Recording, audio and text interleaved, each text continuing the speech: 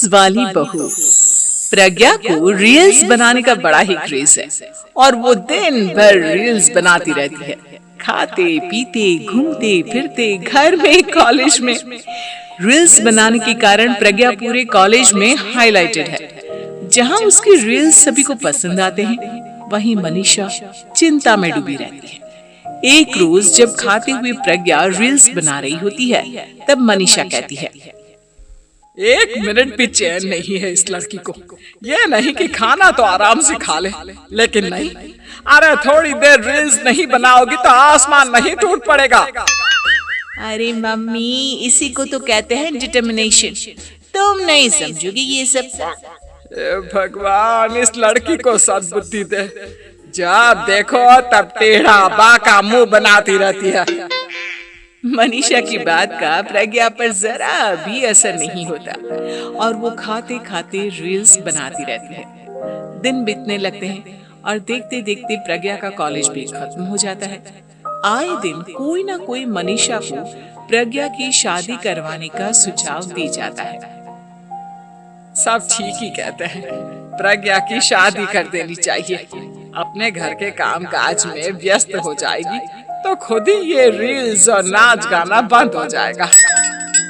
मनीषा और प्रेम प्रज्ञा के लिए एक अच्छा लड़का ढूंढने लगते हैं और तभी विकी का रिश्ता प्रज्ञा के लिए आता है, जिसने प्रज्ञा को उसकी रील्स देखकर पसंद कर लिया था।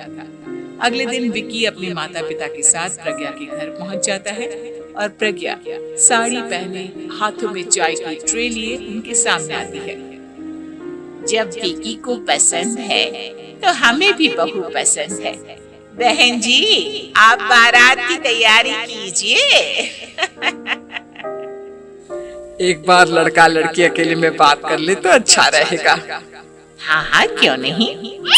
मनीषा विकी को प्रज्ञा के कमरे में भेजती है, जहां प्रज्ञा पहले से ही रील्स बना रही होती है।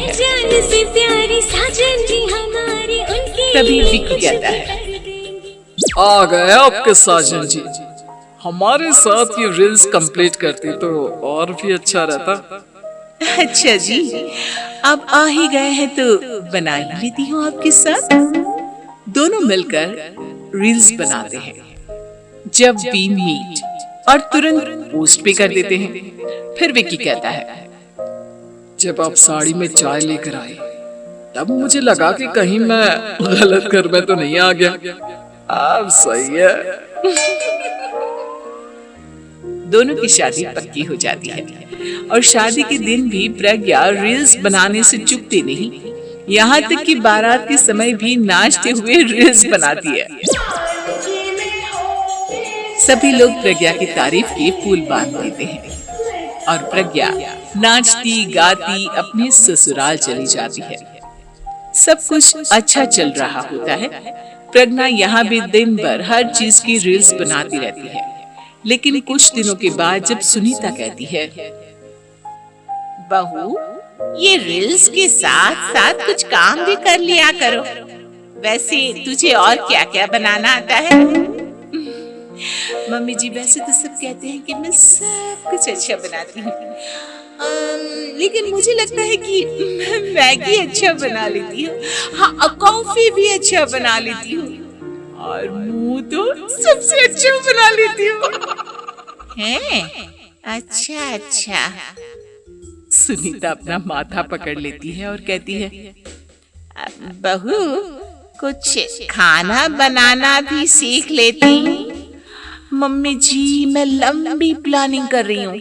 जल्दी ही मैं इतनी फेमस हो जाऊंगी कि मुझे पैसे मिलने लगेंगे। हम दोनों सास बहू राज करेंगे, राज। नौकर काम करेंगे और लोगों की तो लाइन लगेगी हमसे मिलने के लिए। तेरा दिमाग खराब हो गया है क्या बहू? हंसी मजाक तक ठीक है, लेकिन इस तरह घर नहीं चलते। जितना जल्दी हो इस घर के तौर तरीकों को सीख लो। प्रज्ञा मुंह घुमाकर चली जाती है और तुरंत उसी वक्त एक रील बनाती है। ये देख सुनीता का गुस्सा 7वें आसमान पर चला जाता है और विकी के घर आते ही सुनीता उसे सब कुछ बताती है। विकी भी अब प्रज्ञा की इन हरकतों से परेशान हो जाता है। तुम टेंशन मत लो मम्मा, मैं देख लूंगा। विकी कमरे में जाता है तो देखता है कि प्रज्ञा रील्स बना रही है।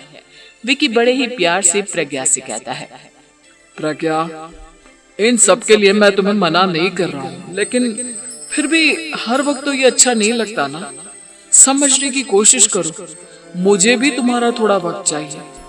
मैं जब ऑफिस से आता हूँ तुम मुझे समय देने की जगह इसी में लगी रहती हो। तुम ज्यादा ही सोच रहे हो। तुम भी मेरे साथ रील्स बनाओ ना, तुम्हें भी बहुत अच्छा लगेगा। तुम्हें इज्जत से कोई बात समझ में नहीं आती क्या? दिमाग खराब हो गया है तुम्हारा इस चकाचौंध से।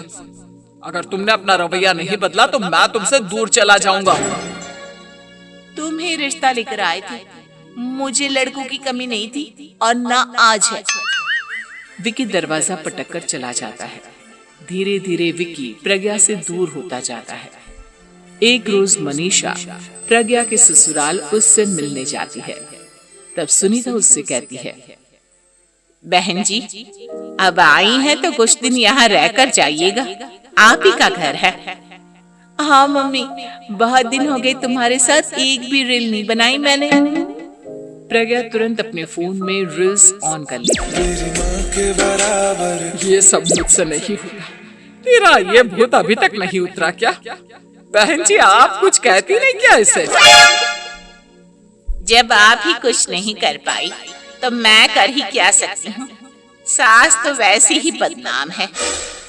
शाम को घर की लाइट चली जाती है और मनीषा प्रज्ञा से कहती है, मेरे घुटनों में बहुत दर्द हो रहा है, तू लाइट का कुछ इंतजाम करना बेटा।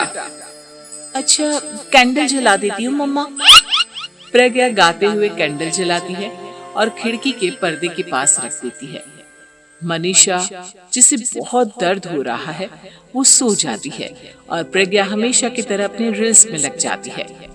उधर कैंडल की वजह से पर्दा आग पकड़ लेता है और मनीषा के कमरे में आग लग जाती है। बचाओ, कोई है, बचाओ। सभी भागते हैं और विकी कमरे की आग बुझाने में लग जाता है, लेकिन तब तक मनीषा आधी जल चुकी थी। मनीषा की हालत देख प्रज्ञा रोने लगती है। विकी मनीषा को तुरंत हॉस्पिटल ले जाता है और उसे एडमिट कराता है। विकी प्रज्ञा से कहता है, देख लिया ना, तुम्हारे इस नाच गाने की वजह से आज तुम्हारी माँ की जान जाते जाते रह गई। अब पता नहीं तुम और क्या चाहती हो। उधर डॉक्टर कहते हैं, इनकी हालत बहुत नाजुक है, आधे से ज्यादा जल चुकी है। प्रज्ञा रोती हुई मंदिर में जाती है और भगवान के आगे जाकर कहती है, भगवान, मेरी माँ को ठीक कर दो। मैं कसम खाती हूँ हाथ से ये रील्स बनाना छोड़ दूंगी, बस मुझे मेरी माँ वापस मिल जाए। 2 दिन बीत जाते हैं और मनीषा खतरे से बाहर आ जाती है। पेशेंट अब ठीक है, आप लोग उनसे मिल सकते हो। सब कोई मनीषा से मिलता है और प्रज्ञा सबके सामने अपना फोन तोड़ देती है। मुझे माफ कर दो मम्मा, मैंने तुम लोगों की बातों को नजरअंदाज किया। बेटा, कोई भी चीज जरूरत से ज्यादा खराब है। मैंने तुम्हें रील्स बनाने से कभी मना नहीं किया, लेकिन हर वक्त एक ही चीज तो सही नहीं है। मैं समझ गई हूँ मम्मा, आई एम सॉरी। प्रज्ञा उस दिन से रील्स बनाना छोड़ देती है और पूरी तरह से अपने